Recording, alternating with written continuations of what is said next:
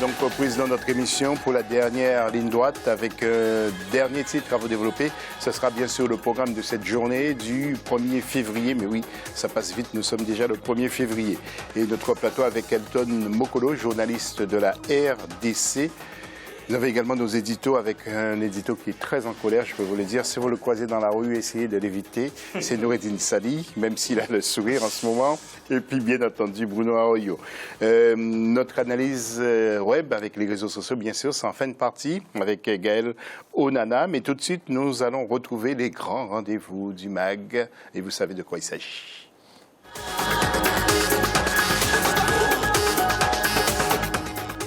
Et il s'agit de cette affiche de mercredi 1er février entre l'équipe du Burkina Faso et celle de la sélection d'Égypte. Présentation avec la rédaction d'Africa 24. En arrachant leur qualification face au Maroc battu in extremis 1-0 dimanche 29 janvier à Port-Gentil, les pharaons d'Égypte ont validé leur billet pour le cap des demi-finales de la Coupe d'Afrique des Nations. Sélection la plus titrée de l'histoire de la CAN avec 7 finales remportées, l'Égypte revient de loin après avoir manqué les 3 dernières éditions de la compétition. Ce mercredi 1er février 2017, les pharaons devront rééditer leurs précédents exploits, notamment les performances ayant abouti au triplé historique de 2006, 2008 et 2010. Objectif, freiner l'ardeur des étalons du Burkina Faso, tous aussi déterminés à entrer dans l'histoire de la compétition le 5 février 2017. L'équipe du Burkina Faso, après avoir échoué en demi-finale de la CAN 98, puis en finale de la CAN 2013, tentera cette fois-ci de soulever le trophée continental. Et pour y parvenir, elle devra dominer une sélection égyptienne qui n'a toujours encaissé aucun but durant cette CAN 2017. C'est un remake de Burkina Faso 98 qui opposait exactement les étalons de Burkina Faso qui organisaient la coupe chez eux et les pharaons qui ont fini donc par gagner cette coupe bien sûr en ce moment-là. Ces deux équipes ont montré quand même des arguments offensifs et défensifs impressionnants dans cette coupe. L'Égypte est pays à craindre sur tous les plans. C'est vrai que l'Égypte est restée 3 éditions consécutives à ne pas participer à la CAN. Quand elle est venue, je crois que l'Égypte veut montrer encore qu'elle est présente. Propulsé en demi-finale grâce au but de Mahmoud Karaba à la 87e minute de jeu face au Lion de l'Atlas du Maroc, les pharaons ne s'en sont pourtant pas sortis sans peine. Le duel a été fortement perturbé par le mauvais état de la pelouse de Port-Gentil qui, selon les commentateurs, aurait empêché les deux équipes de développer un meilleur jeu. Côté burkinabé, le face-à-face a été moins périlleux. Les étalons ont décroché leur ticket pour les demi-finales grâce à leur victoire contre la Tunisie 2-0, des buts signés Aristide Bansé et Préjuste Nakoulma. L'équipe de Burkina Faso, contre toutes les attentes, a battu l'équipe de la Tunisie. Moi, je pense que déjà, il faudrait qu'ils jouent vraiment intelligemment, une bonne construction de jeu, qu'ils aient un jeu direct, un peu comme les Congolais l'ont souvent développé, d'être réaliste devant les deux Égyptiens. Moi, je pense que pour l'équipe de Burkina Faso, il est important de développer un jeu vertical. Ils ont un très bon jeu au milieu du terrain. C'est là que la bataille doit être vivace pour l'équipe des étalons. Ils pourront certainement avoir le gain de la partie. Le duel de ce 1er février 2017 s'annonce serré au stade de Port-Gentil à Libreville. Qualifié pour la première fois pour les demi-finales de la CAN depuis 2010, année de son dernier titre continental, l'Égypte est convaincue de remporter la partie face au Burkina Faso qui apparaît comme l'outsider de ce duel. Il est attendu des pharaons qu'ils renouent avec le sacre continental, mais encore faut-il qu'ils relèvent le défi des étalons qui jusqu'ici disputent ce tournoi sans complexe et pratiquant un football plus séduisant que celui de nombreuses équipes sur le continent. Voilà, messieurs, donc pour la présentation de ce match. Alors, Elton, qu'est-ce que l'entraîneur doit faire, Paulo Duarte? Vous pensez qu'il peut faire entrer Bansé dès le début ou bien il faut attendre? Il faut le garder comme joker? Moi, je pense qu'il faut le garder comme joker parce que l'Égypte a montré tout au long de la compétition sa capacité à souffrir, notamment au milieu de terrain où ils font un travail obscur qui est de qualité. Ça me rappelle ce que faisait Portugal avec Adrien et William Carvalho. On est à peu près dans ce même registre avec Aneni, bon, qui ne sera pas demain. Mais moi, je pense qu'il faut d'abord miser sur la mobilité pour faire reculer le bloc égyptien et ensuite faire rentrer Bansé qui est plus dans le défi physique, là où la défense égyptienne sera plus fatiguée. Oui, parce que c'est un sacré moteur, hein, Noureddine, ce Bansé. Hein. Là, le type joue pour le pays, Bansé. Ah ouais, c'est oui. très très bon. Oui, c'est quelqu'un qui est expérimenté d'abord et c'est quelqu'un qui connaît ce que ça veut dire la compétition. Je pense, comme Elton l'a signalé, Duarte va rester fidèle, je pense, à son schéma tactique. Il va le laisser pour faire la différence au cas où ils auront besoin, hein, parce qu'on ne sait pas comment ça va se passer dans ce match-là. Mais ne pas faire jouer Bansé, ça serait une grosse erreur. Ne pas le jouer, non, carrément, mais le laisser, le rentrer, par exemple, la dernière fois, il l'a rentré quand il faut, là où il faut. Ouais, il a fait la différence tout de suite. Et il a failli marquer 2 buts. Hein. Exactement, exactement. Je pense que ça sera la même chose dans les 20 dernières minutes, au cas où ça dépendra du match, comment ça va se dérouler. Hein. Oui. Je vous verrai bien avec une petite coupe comme Bansé. Oula, ça va être compliqué. C'est fini, ça. Mais en ce qui concerne l'attaque du Burkina Faso, Paulo Duarte, c'est un entraîneur qui, en tout cas, aime bien surprendre et qui est très porté sur la tactique. Donc, il peut très bien, demain, nous sortir un Bertrand Traoré en faux neuf ou un Préjus Nakoulma à ce poste-là. Donc, je ne pense pas que Bansé va commencer, mais ce sera un atout important. Pour la fin de match, ce sera un atout important parce que c'est un joueur d'expérience qui a vécu beaucoup de choses dans plusieurs pays, donc, et qui a vécu beaucoup de cannes. Il était déjà là à la Coupe d'Afrique des Nations 2004, donc c'est un élément important et qui aura son mot à dire dans ce match et plutôt dans la fin de match, je pense. Oui, nous un mot rapide avant de retrouver Sidi Napon. Je pense qu'il faut jouer sur l'adversaire. Je pense que du côté de l'Égypte, on les a bien vus.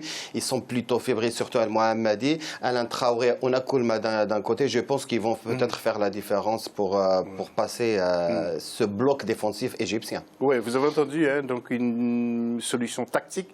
Jouer sur les côtés pour le Burkina Faso. Alors, Paulo, si vous entendez, si vous nous suivez, je pense que c'est ce qu'il fait en ce moment, eh bien, écoutez bien les conseils de M. Noedine, parce que dans l'axe, ça va être difficile. Tiens, nous avons avec nous l'ancien adjoint, entraîneur adjoint du Burkina Faso, Sidi Napon. Alors, Sidi, comment voit-il ce match, Sidi Napon?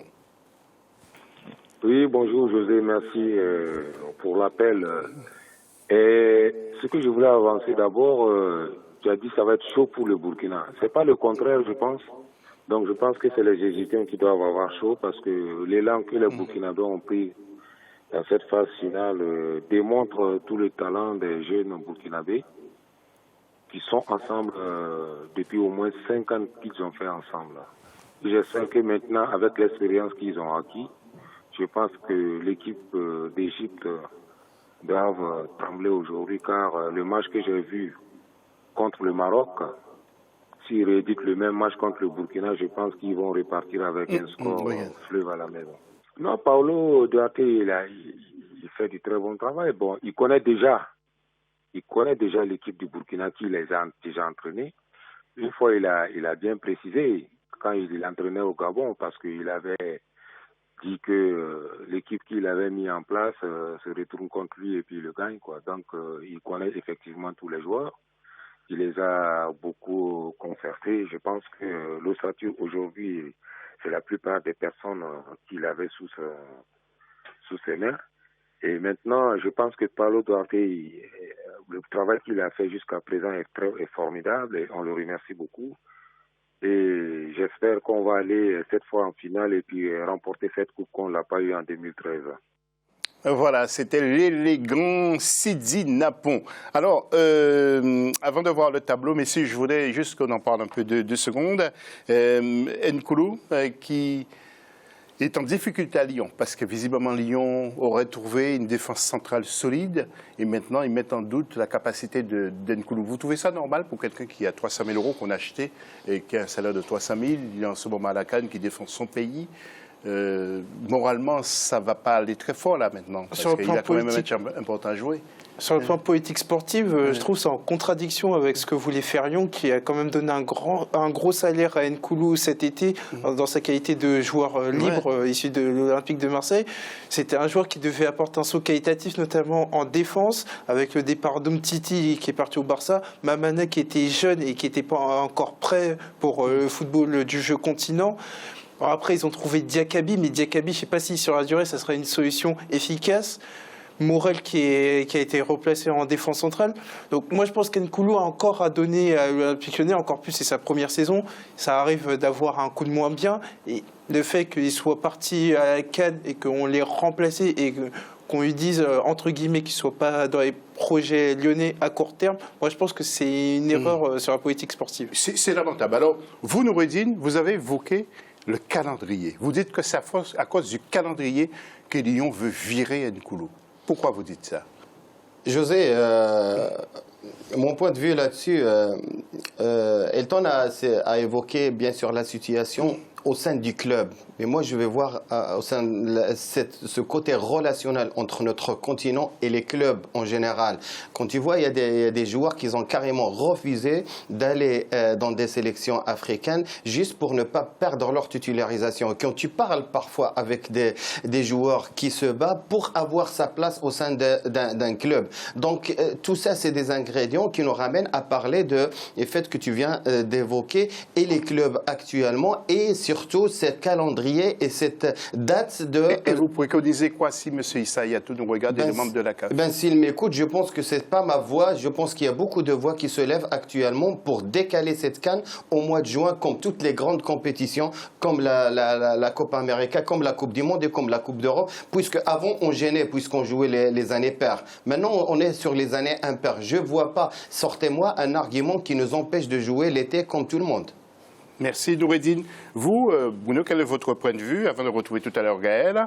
En fait, je suis assez d'accord avec Noureddine, mais sur le point du déplacement, moi, très honnêtement, je vais trancher là-dessus. On n'a pas que ça à faire que de faire plaisir aux Occidentaux, honnêtement. Donc, si on a envie de mettre cette CAN janvier-février, on la met. Et que les joueurs qui sont binationaux ou autres, qui sont convoqués, y aillent. Qu'ils aillent à la CAN, on a une compétition à faire respecter. Ensuite, en ce qui concerne Nicolas Nkoulou, lui, on l'a embêté pendant 2 ans pour le faire venir. S'ils aiment bien gaspiller de l'argent, prendre des joueurs, puis les forcer à partir. Enfin, s'ils aiment bien terminer 3e, faire n'importe quoi au niveau de leur politique sportive et terminer 3e comme ça, et mépriser des gens parce qu'ils vont à la CAN, tant mieux pour eux. Hein. Monsieur de mots rapides. Oui, non, mais juste pour très vite, Bruno, si tu as suivi... Je comprends ton point de vue. Non, si tu as suivi... Moi, j'essaie d'être réaliste dans mes arguments. Quand tu vois, il y a pas longtemps, on parlait de Belanda. Est-ce que c'était vraiment... Si vous avez suivi, et surtout José, on en avait parlé, comme quoi c'était une blessure diplomatique, parce que le gars a été blessé 2 semaines à l'avant et on l'a dopé d'injection juste avant l'arrivée de la CAN et on déclare sa blessure. Il y a beaucoup de choses qui mettent comme quoi dans ce monde-là, parce qu'il y a beaucoup d'argent autour des joueurs et autour des compétitions. Moi je trouve que les joueurs devraient pouvoir dire non s'ils aiment leur pays. Parce que la CAN, c'est surtout ça. Non, je comprends ce que tu veux dire. Tu vois. Mais le pays est actuellement le football business, je pense moi, je trouve qu'au niveau des joueurs, il y a beaucoup de n'importe quoi et ils vont trop dans le sens des clubs européens. On reprendra ce dossier. Moi, je comprends Noureddine, mais il faut quand même dénoncer une forme d'hypocrisie parce que les clubs sont les premiers à ruer dans les brancards dès qu'un joueur veut faire grève.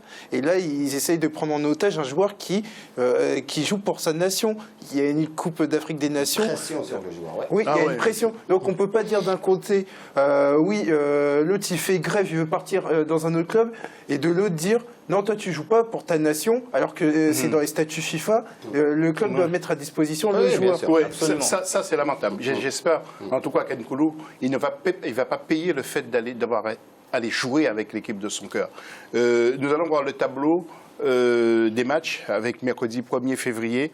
Burkina Faso contre l'équipe d'Égypte et le mercredi 2, il y aura Cameroun contre le Ghana. Tout de suite, nous allons retrouver Gaël Onana pour la synthèse. Gaël. Quelle équipe accédera à la finale? Qui remportera la compétition? Les internautes ont été très nombreux, José, à répondre à notre sondage en ligne sur Twitter et sur Facebook. Faisons donc ensemble le débrief de leurs différents pronostics.